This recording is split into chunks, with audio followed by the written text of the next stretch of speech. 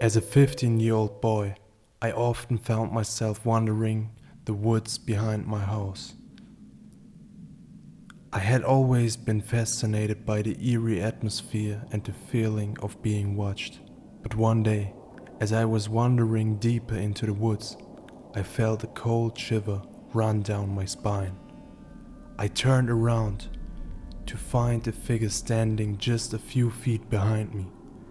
It was a boy about my age, with a blank expression and eyes as black as coal. I froze in fear as he began to speak in a voice that was not his own. "You should not have come here," he said. "Now you will never leave."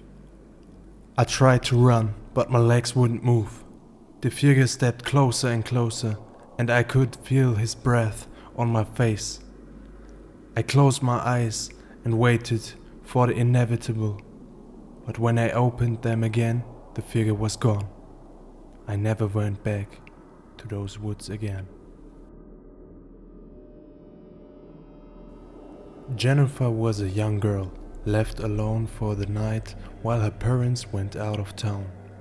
She tried to sleep but found it hard to shake off the feeling of unease. She kept looking at the clock, which read 3:35 a.m., and that was when she heard it. A faint noise coming from the basement. At first she tried to ignore it, thinking it was just imagination. But the noise persisted, growing louder and more distinct. It sounded like shuffling and whispering, as if someone was down there with her. Jennifer tried to convince herself that it was just her imagination, but the noise was too real to ignore. She mustered up her courage, grabbed a flashlight, and slowly made her way down to the basement. As she reached the bottom of the stairs, she shone the light around the room, but found nothing out of ordinary. But the noise continued, coming from behind the boiler. Her heart racing, she slowly approached the boiler, and that's when she saw it. A pair of glowing eyes staring back at her from the darkness. Jennifer let out a loud scream, ran back upstairs, locking herself in her room. She stayed there, huddled in the corner until her parents came home the next day. To this day, Jennifer never spoke of that night, but she couldn't shake the feeling that something sinister had followed her home from the basement.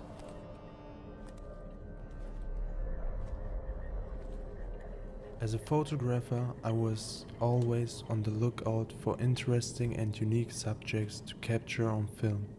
So when I heard about an abandoned asylum on the outskirts of town, I knew I had to go there for my school project. I packed my equipment and set out early on a crisp fall morning, the sky overcast and gloomy, fitting the mood of the place I was headed. As I approached the asylum, I was struck by its imposing architecture, the windows boarded up and the walls covered in vines. I made my way inside, the musty smell of decay and neglect filling my nostrils. I snapped a few pictures of the crumbling walls and peeling paint, but something about the place felt off. I couldn't shake the feeling that I was being watched. As I ventured deeper into the asylum, the feeling of unease grew stronger.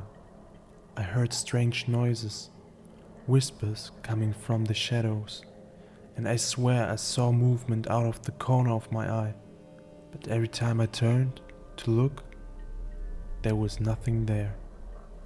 I reached a room with a barred door, hesitated before going inside. Inside the room, it was dark and empty, except for a single chair in the center. I took a picture of the chair, but as I was about to leave, I noticed something strange in the photo. In the chair, there was a figure sitting, staring back at the camera with empty eyes. I quickly left the asylum, not daring to stay a moment longer. As I developed the film, I couldn't believe my eyes. The figure was still there, sitting in the chair, staring back at me. I never spoke of that day again, but the memory of the figure haunts me to this day.